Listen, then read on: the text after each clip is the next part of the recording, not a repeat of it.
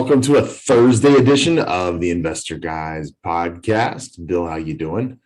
I'm doing incredible, my friend. Good to see you, Mr. Kevin Mills. Thank you. Now, real quick, before we get started for the day at all, tell us what you got on the screen behind us. I know it's your website. Tell us about the website. Tell us what it's for. And then if they can move without destroying anything. 40ROI.com. Yeah, 40ROI.com is our focal point for all of the remainder of this year and 2022 as a minimum. That's 40% return on investment. And we're talking about, we do a webinar every Thursday night. We do that webinar at 9 o'clock Eastern time. And you can go to 40ROI.com to sign up for the webinar. 10K monthly. When you're doing this, you're going to produce this and more. And then down at the bottom, secretstocashnow.com. So 40ROI.com, 10kmonthly.net, secretstocashnow.net. This is probably the easiest thing to remember. 40 ROI, that stands for 40%, but 40ROI.com. Now, your 40ROI.com is a weekly webinar on Thursday. Yep. So that's today, later on today. Your second one, your 10K monthly, is a mentorship program or consulting program where you guarantee your clients 10K a month after a certain period of time. Okay. Right. And then the last one is what?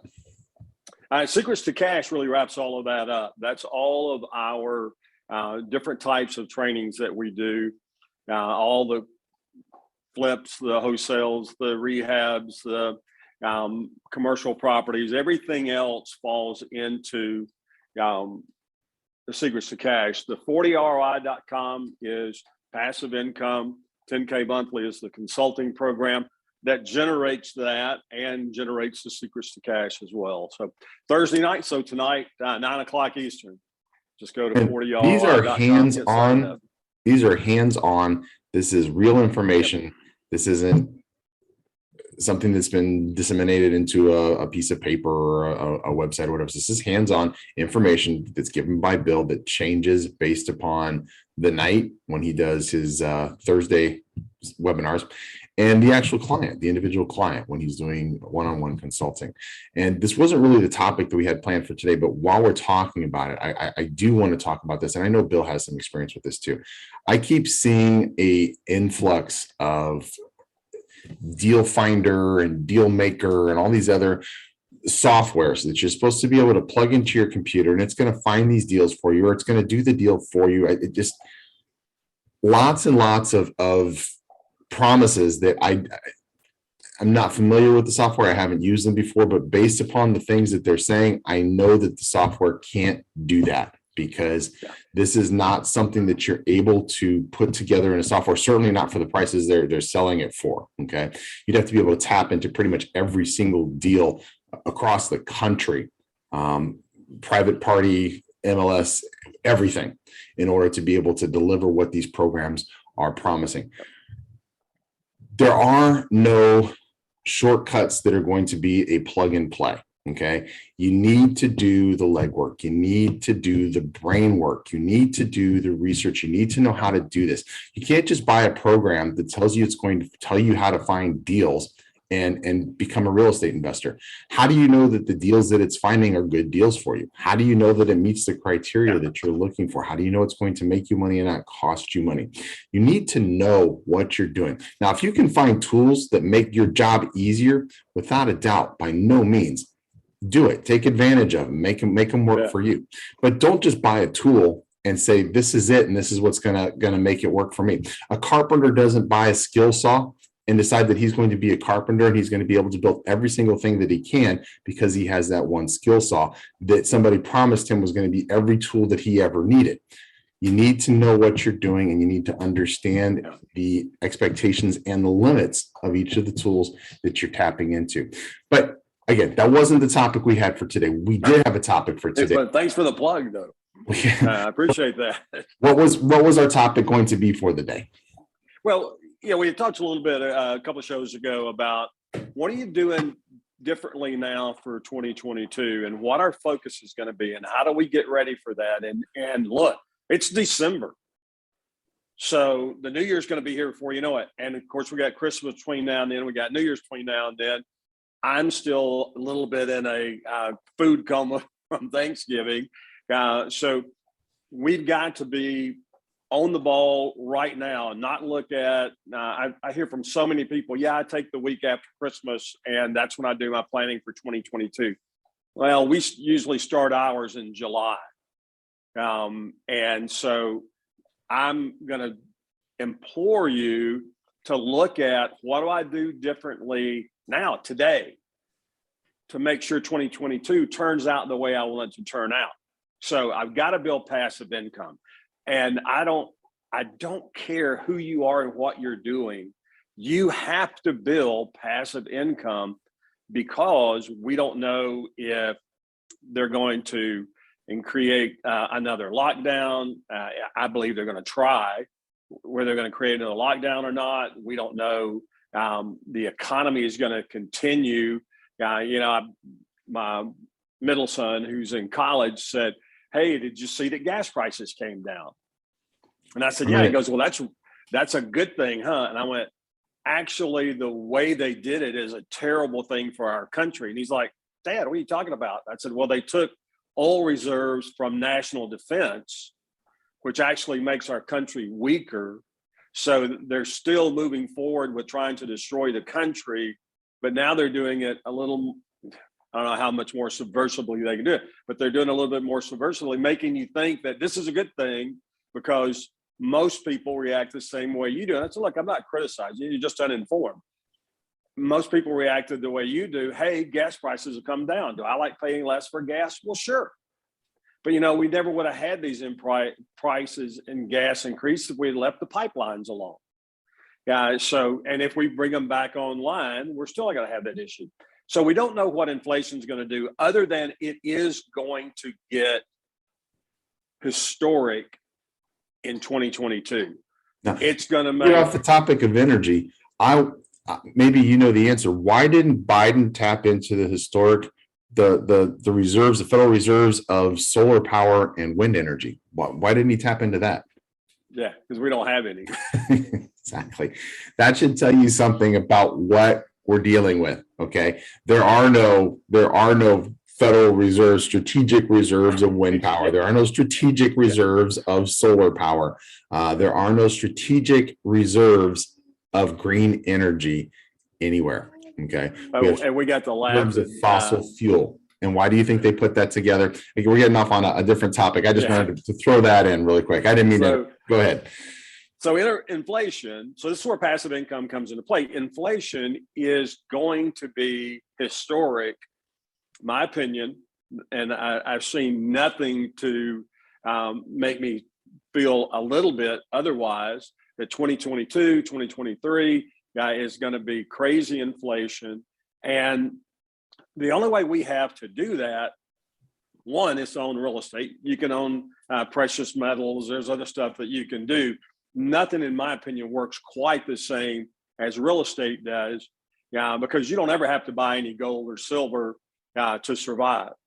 You have to live somewhere, under a bridge, in a burnout van. You got to live somewhere. Most people prefer that they live in an apartment or a house or a condo, brownstone, whatever it happens to be. And so that demand, and as we see time and time again, all the reports coming out that the new housing construction just is a drop in the bucket for the amount of demand there is for additional housing in the U.S. So we're going to see prices, and there was a new report that came out from the M report, and that's one of the mortgage industry reports, the M report, talking about where they see prices going and where prices are right now. And it wasn't so much about the number, what the price was, it was the direction. And do we see prices coming down anytime soon?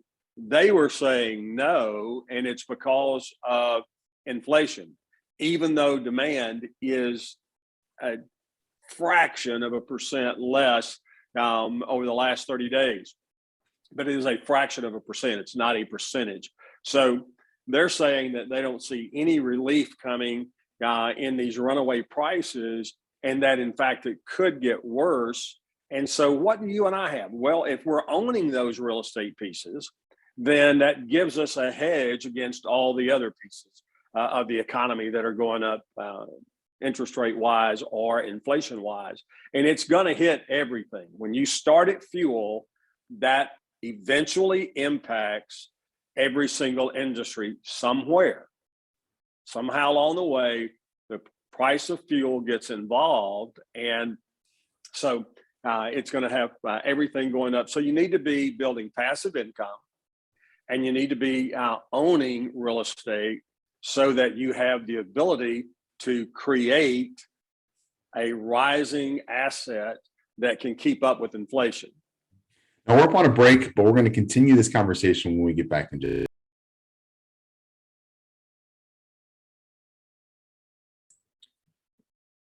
A couple of weeks ago, Bill and I, we were talking about what we were getting ready to do as far as wrapping up this year and getting started into next year. And Bill had a personal challenge that he had done for himself that I thought was a great idea, and I was going to go ahead and do myself as well. And Excellent. That was for creating more low income, more affordable housing. And since that show a couple of weeks ago, I gave it even more thought. And we can do that in pretty much every strategy that we're using in real estate. So if we're doing flips, we can purchase flips that are going to be more ideally suited for affordable housing, low income, affordable housing. We can have something that's going to be a durable property that we're not putting high-end fixtures into. We're putting more commercial grade fixtures that are going to last longer.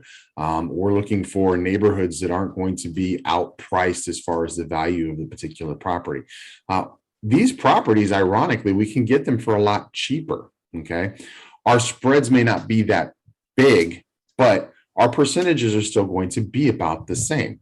And your percentage of return on, if you're making a 40% ROI on $5,000, it's still 40% if you're making a 40% ROI on $100,000. It's just you're making $40,000 on $100,000 and you're making $2,000 on $5,000. You're still making 40% though. If you can do a project at $5,000, we're not going to find anything for $5,000, but if you could do a project at $5,000 and give you a 40% return, that's a lot easier to get into, especially if you're just starting out. So if you're looking at a smaller project that's still going to give you a good return, it's easier to get into that smaller project than that bigger project. Yeah, we'd rather have $40,000 for our efforts, but if it's $5,000 or $10,000, it's going to get us in the game and it's going to get us started, then absolutely take that $5,000, that $10,000. Again, most markets, you're not going to find a deal for $5,000, $10,000. There are, believe it or not, places that you can, but in most markets, you're not going to find that. But again, ROI is ROI. So your return on your investment is still going to be the same. If you did $25,000 deals at 40%, you're still making $40,000. Moving on from doing flips, okay, I love doing infill, and I'm looking at the potential of making some of these infill properties, maybe duplexes, make them affordable housing, and I'm looking at modular. I'm looking at building modular duplexes, modular fourplexes on these single family lots, and as long as the city will allow me to do it, and as long as I've got parking, and as long as I've got enough ingress and egress for that, most cities are going to be okay with that because 4 units is still considered a single family unit. And if I'm doing infill on a property that's been sitting vacant for 10, 15, 20 years, they're happy to be able to get the property tax on that. What are the other strategies that we could use for this, Bill? Well, one of them is you can look at a strategy that I've been involved with in the past. And like now it's come back around to saying, this is a great time to be doing this. And that is the mobile home. So I've been involved in multiple mobile home parks through the years, also on some individual mobile homes. They are cash flowing machines. Now, a lot of people, I had this attitude at one time. Oh, it's a mole. I don't want to be involved. Blah, blah, blah. Well, when you're in business, business is about making a profit. You make that profit by providing a quality service. These are greatly affordable homes. And when you can go in and look at picking up a used single wide, double wide, doesn't matter what it is, you can pick a lot of those up. And the numbers that we're talking about right now, $5, $10, $15, $20,000 that are in decent shape, you can rehab them. They rehab at a very different cost than a stick-built house does. They're significantly cheaper to rehab. And then you're looking at, they don't require as much land. Now that's a county to county issue, but almost across the board, every place I've ever seen, they don't take as much land to have a mobile home on as it does to have a stick-built home on. And so you can get those, and you can be surprised at the square footage some of them come up with.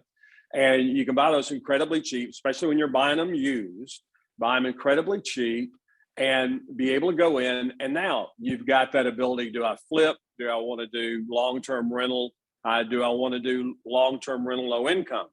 And all of those. And I love what you're doing, talking about the putting a quad or a trip on an infield, because we so often get so hung up in the single family that we forget duplexes, trips, and quads fit that description legally and financially from a lending institution. And we can often get much, much better buys in those units than we can get in a single family home. And then you still have a lot of the same things that people desire for a single family. One, you're going to have a yard. If you're going about, especially duplexes and trips, you're going to have yard space, and you've got more privacy than an apartment complex. Yes, you're going to be sharing some walls, but you're going to have more privacy than what you've got at an apartment complex. And then if you're building, you decide, how am I going to build? Am I go side by side, or I'm going up and down? And that's just a function of, like here, almost everything is going to be side by side. No problem. Going to be side by side. So it's just a good way to be able to move forward with creating passive income. Even doing flips, no big deal. Doing a wholesale, same way, no big deal. That's a great way to be able to do it and get property that is in an environment cost-wise that gives us a lower barrier of entry. Sorry about that, people. I'm turning it off here. Whoever it is incessant.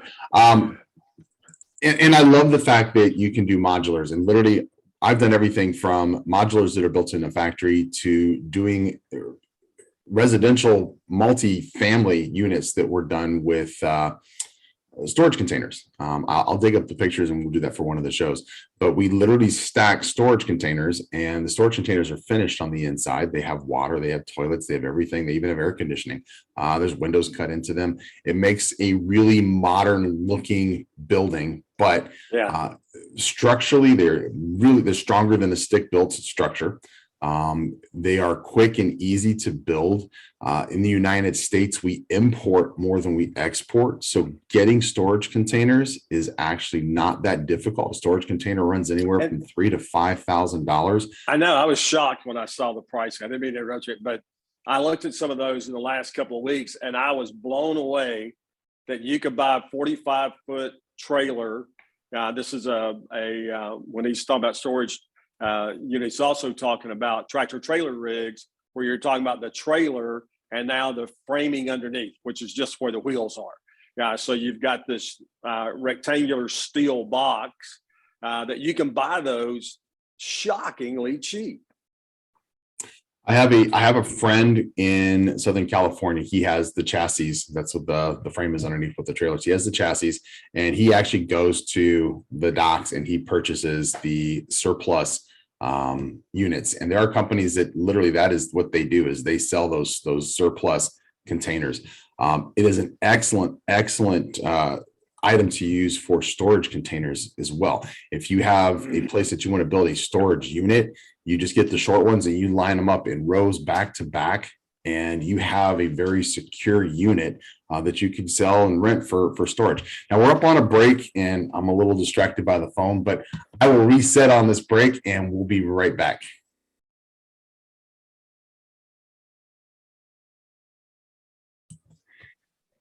We're back, and today we're talking about what we're doing to get ready for what you're doing. We already talked about what Bill and I are doing, okay? But what you're doing to get ready for the next year. What are your strategies going to be? Now, I wanted to point out, when we started this whole thing, we had talked about this. This is traditionally the slow time of the year. As soon as you hit October, we are in the slow period traditionally until February. Now, certain markets like Bill and I's market, it's going to stay hot just because of what's going on in our world. But most other markets, they cool off between October and February, and then they start picking up March, April, May, as people start getting into that nesting mode and they want to get another house. So this is a good time to start stretching your legs and getting out there and looking at deals, because there are better deals available right now, and there's less demand right now, which is why the deals are better for you to get started. One of the other things that I wanted to talk about as far as the challenge that Bill had issued that works perfect for this, and that I love doing too, is repurposing. And in markets like Cleveland and other cities where you have, they call them brownfields. They are old factory buildings or old warehouses that they don't need them anymore because of automation or because times have changed or whatever the situation is. They're called brownfields. And unfortunately, these are great old buildings. Unfortunately, a lot of times they get bulldozed because it's cheaper to pay the property tax on a vacant lot than it is on a developed lot where you have one of these big giant brick or stone buildings. I love going in and converting those into lofts, mixed use, different types of things. That is something that will work for affordable housing as well. There's no reason why we couldn't build affordable housing units in a mixed use, mixed purpose type of structure, and be able to benefit from, say, commercial on the first floor and residential on the second, third, fourth, whatever it is. They are not as difficult as people think because you have wide open spaces. It is easy to get plumbing in there. It's easy to get electrical in there. It's easy to build walls. It's easy to convert one of these wide open factories, one of these wide open warehouses. I like repurposing. And to me, I feel like it saves history. It saves that building from being bulldozed to the ground. And it's kind of cool to say, oh, this was part of the old Firestone factory, or this was part of the old such and such factory. And you just incorporate that in the name that you're doing. We've seen that happening for years. The old International Harvester factory in Indiana is a shopping mall. The old Quaker Oats processing plant in Akron, Ohio is a shopping mall, offices, and a hotel. And we see those things work all the time. There's no reason why we can't make it work for affordable housing, residential, and everything else as well. What else, Bill? The big thing is keeping your mind open to opportunity. My dog just laid down. I saw that. The camera shake Earthquake. So she's a very slim, trim, 130 pounds. So when she moves, it gets your attention. So it's just keeping your mind open to the opportunity. Robert Allen, who you know is an incredible mentor and friend, and Bob taught me something many years ago that I adopted it the minute he said it. I use it, and it's almost every day that it comes into play, which is say yes to the opportunity, clean the mess up later. And what that allows you to do when you start thinking along those lines, or using that as one of the mottos that you live by in life, is you recognize more opportunities. As crazy as things are, as wild as the real estate market is, there is still so much opportunity right now. It is absolutely nuts. And all we have to do is be cognizant. And one of the first things I try to do with new consulting clients is I have a profile that I do with them. And when I'm going through the profile, the key thing for me is allowing me to figure out what's their first reaction to a situation. Is it, I can do this or I can't do this? And the more we think about, gee, I can do that, what happens is we recognize more opportunities, and more opportunities seem to come our way because of that. And in the real estate world, we're in my opinion, we're in an unprecedented opportunity time where it is just going to get better and better and better, even as the market cools and turns down, as it eventually will.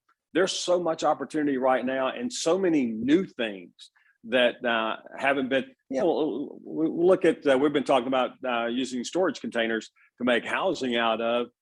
5 years ago, 10 years ago, it was unheard of. Nobody thought about that. It's probably 4 or 5 years ago, the first time I ever heard about it. And look, if you think we're kidding, or you think that's like living in a cave somewhere, go on YouTube and look up storage container housing, and you'll see some shockingly cool things on there, and where people have just done this on their own. And I love stuff like that. There's some great opportunity there. There is. And you know what? I tell my clients, the opportunity of a lifetime comes by every day. You just have to be able to see it. And once you open yourself up to that, and you understand that, and you believe that the opportunity of a lifetime really does come by once a day, then you start changing your mindset. How do I make myself available to take advantage of those opportunities that come my way? How do I put myself in a position to where I'm able to take advantage of that opportunity, to exploit that opportunity that's been given to me? What am I losing? What am I doing wrong by not being able to take that opportunity? How many opportunities are we able to look back in hindsight that we could have said, you know what, if we'd only done this, or I should have done that? Where would we be today if we had done what we should have done, or taken advantage of that opportunity? So being able to open yourself to that mindset, and then put yourself into a position where you don't have to let those opportunities pass us by. Oftentimes we let opportunities pass us by because we're not able to afford it, or we're not able to put the pieces together, or we're not able to do this, that, or the other.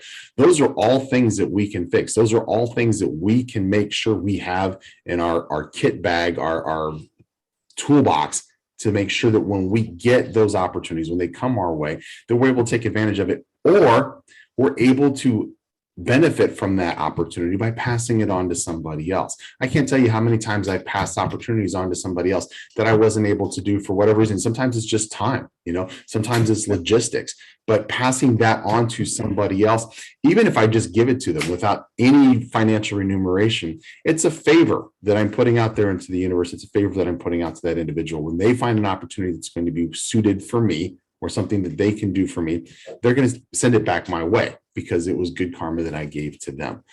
So make yourself available to opportunity. Make yourself available to the karma that the universe wants to give you. I mean, I don't mean to sound like a yogi or something, but our universe is full of opportunities, and it's not just real estate opportunities, it's everything. And if you allow yourself to be open to that, and allow yourself to be able to take advantage of that, you can have a great life. You really can. Yep. Amen. And hey, karma is an incredibly real thing. One of my boys said, "Dad, you're a Christian, and you're out here talking about karma." I said, "Karma's straight out of the Bible. The Bible says multiple times, what you sow is what you reap. If that's not karma, then nothing else is." So that's a very real thing. Planting good seeds out there, and giving people opportunity to be able to have housing that otherwise might not be able to have it. That's a great seed to be sowing. Yeah. And one, just in closing really quick, affordable housing doesn't have to be Section 8. Okay. I know there's people who are like, they can't wrap their mind around Section 8. They don't want to do it, whatever. I love it. Bill loves it. There's others that do. If you don't, that's fine. I'm not going to twist your arm. I'm not going to bang your head against the wall. I'm not going to put your jaw on a curb and break it. Affordable housing can still be profitable, and affordable housing can be as simple as finding properties in neighborhoods where you're going to have more of an affordable housing market, where you're going to be able to purchase something that's less expensive, so you're able to rent it for a price that's less expensive. There are plenty of great people who don't have a large income. There are plenty of nice people that you're going to love, salt of the earth people who cannot afford high rents. If you make something available to them, especially if it's a great unit, it's clean, it's well taken care of, looks good, they're going to be happy, they're going to be grateful. And believe it or not, you're going to feel that karma right away, because every time they talk to you, they're going to be happy. They're going to treat you with respect. They're going to treat you with gratitude, because that is what that means to them. It doesn't have to be Section 8. It doesn't have to be government housing. Affordable housing just means providing a unit that is going to be rented by somebody who is not able to pay, say, premium rent, somebody who needs to pay less rents. And every single city in America has neighborhoods where we can purchase properties where we can easily do that, turn it around. Everybody's looking for that middle of the road property. And I get it, because that's the bread and butter. But we can also make money from low income housing. And if you're just getting started in real estate and you have limited funds, that's a great place to get started, because those investments usually cost a lot less money. Sure. So, anything in closing, we'll get out of here. Hey, jump over to 40roi.com. Join us tonight on the webinar. And a great show today. You, my friend, were on fire today. Good job. Oh, thanks. I was distracted. I've got my daughter sitting at her desk here. She was playing her phone, but she's not now. She's literally up and down and up and down and up and down. And I've got phones going off, and just crazy day, but always a good show. We always have great shows, and I love doing these shows with you. It's one of the high points of my week. So have a great day. The rest of you, happy investing. You as well. Have a great day, and we will see you back here on Tuesday. Don't forget to check out 40 ROI tonight on Bill's webinar, and I will see you guys soon. See you now.